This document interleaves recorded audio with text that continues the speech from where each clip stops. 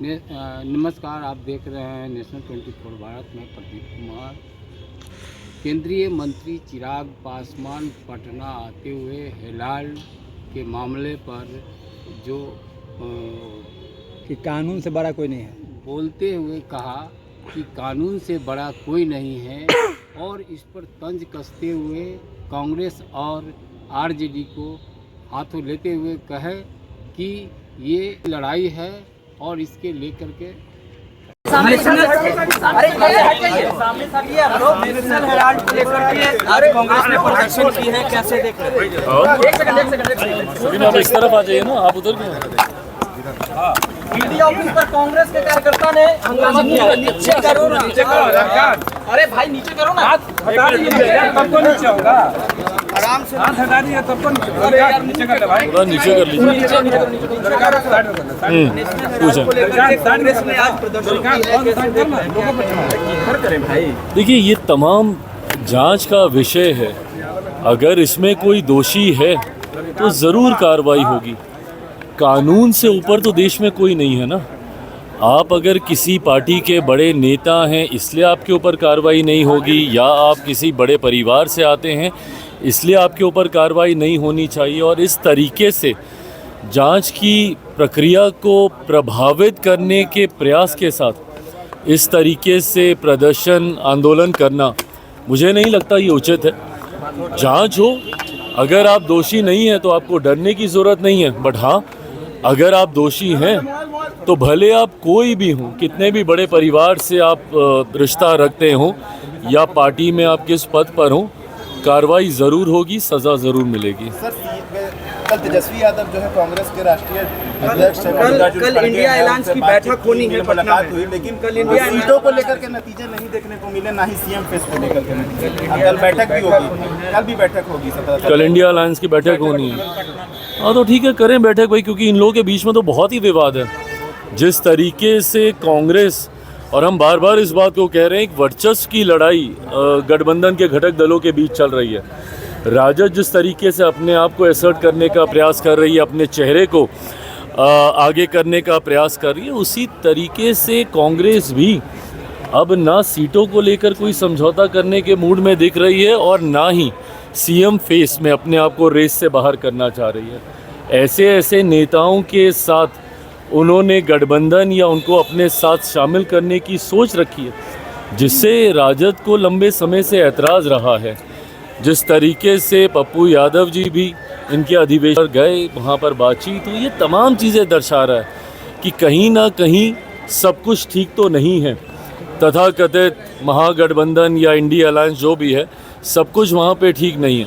तो ऐसे में कल अगर इनकी बैठक होगी, मुझे लगता है आपस के विवाद को ही ये लोग सुलझा लें, वही बहुत बड़ी बात होगी। But having said it all, मैं बार बार इस बात को कहता हूँ कि कितनी भी मेहनत कर लें, कितना भी प्रयास कर लें, जिस तरीके से एनडीए अलायंस आज की तारीख में मजबूती से आगे बढ़ रहा है, जिस तरीके से एकजुटता हम लोगों के गठबंधन के पांचों दलों के बीच में है, और ये अपने में एक स्ट्रॉन्ग विनिंग अलायंस है। जिस तरीके से हमारे देश के प्रधानमंत्री बार बार बिहार आने का वो काम कर रहे हैं, लोकसभा के दौरान किए गए अपने वादों को पूरा करने का काम कर रहे हैं। आदरणीय गृह मंत्री जी जब आते हैं, उस वक्त हम लोग एनडीए के पांचों दल एक साथ बैठते हैं। तो जहां एक तरफ हमारी ताकत एक बड़ी जीत की ओर हम लोगों को अग्रसर कर रही है, तो वहीं दूसरी तरफ बिखरा हुआ विपक्ष स्वयं अपने आप को तबाह करेगा। ये आने वाले परिणामों में देखने को मिलेगा। को छोड़ दिया है कि एनडीए से मुक्ति दिलाएंगे, ने कहा है कि एनडीए से मुक्ति दिलाएंगे बिहार को। ये ऐसी बड़ी बड़ी बातें ये लोग ना जाने कितने चुनाव से लोग कर रहे हैं। लोकसभा के चुनाव में हर बार ये लोग ऐसे ही बड़े बड़े दावे करते हैं। क्या हुआ, कितनी सीटें जीत पाए ये लोग, कितने पे लड़े थे और कितनी जीते, ये भी ये लोग देख लें। तो ऐसे में बातें करने से नहीं होगा। है क्या आपके पास जनता के बीच लेके जाने के लिए?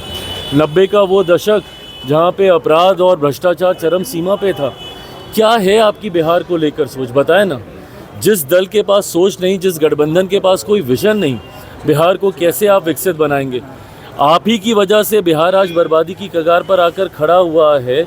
ऐसे में जनता आपके ऊपर क्यों विश्वास करेगी?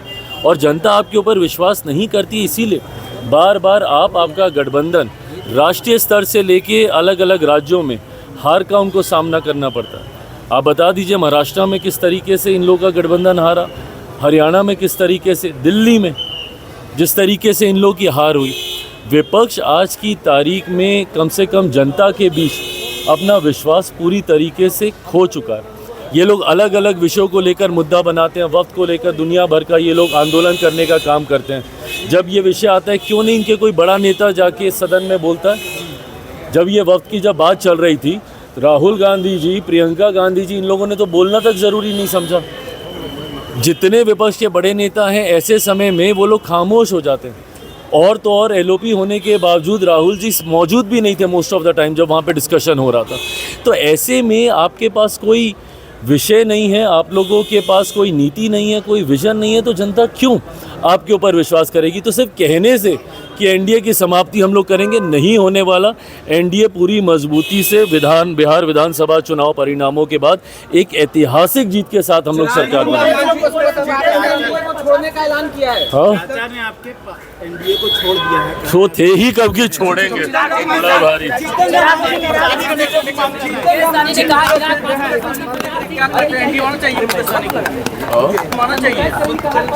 ये तो अभी कोई चर्चा का विषय ही नहीं है, ये कोई चर्चा का। मांझी जी 40 सीट मांग रहे हैं सरकार में कि हमको अपनी बातें रखने का हक अधिकार हर किसी को है, बट ये सार्वजनिक मंच पे की जाने वाली चर्चाएं नहीं है। गठबंधन के भीतर चर्चा होगी जिसका जितना हक अधिकार सम्मान के साथ उनको दिया जाए। चिराग जी निशांत